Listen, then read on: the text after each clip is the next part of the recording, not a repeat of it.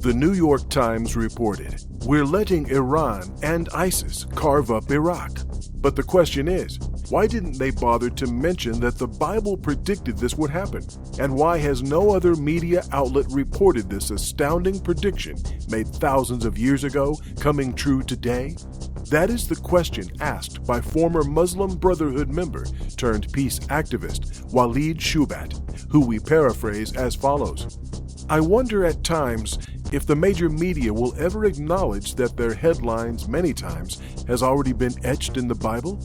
I once spoke to New York Times writer Amir Taheri, who during the Turkish elections predicted that Erdogan's opposition would win, to which I responded, 'In your wildest dreams.'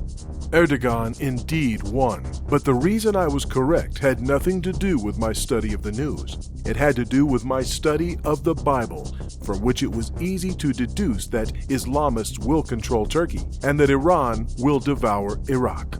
Now, Taheri, who is an Iranian hopeful, hopes to see Iran come out of Islamism, as he correctly deduced that Iran is carving up Iraq.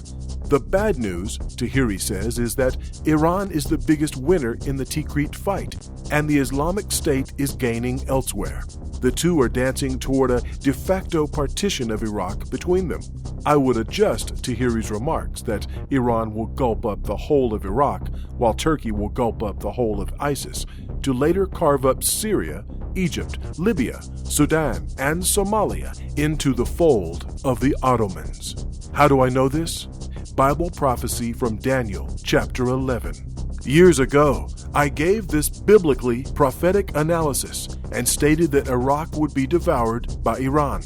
When Iraq faded from the collective consciousness and few were paying attention to it, I wrote, "Iraq will weaken as a result of America's exit to simply be devoured by Iran." I wrote this in a 2012 article for Jewish Voice Ministries. To Taheri and to all the other talented secularist writers, I ask, why not simply believe in the Bible? After all, we live in a world where a weatherman's weekend predictions sometimes are laughably inaccurate. So why not rely on the perfectly accurate predictions of the Bible?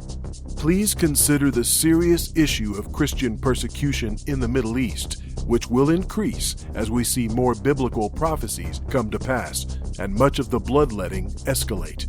We operate a very effective mission in rescuing fellow Christians. It's called Rescuing Christians, a unique organization helping emancipate persecuted Christians from such places as in Pakistan, where Christians live under the Muslim yoke of baking bricks in kilns under the scorching hot sun and frequently burned alive in the furnaces.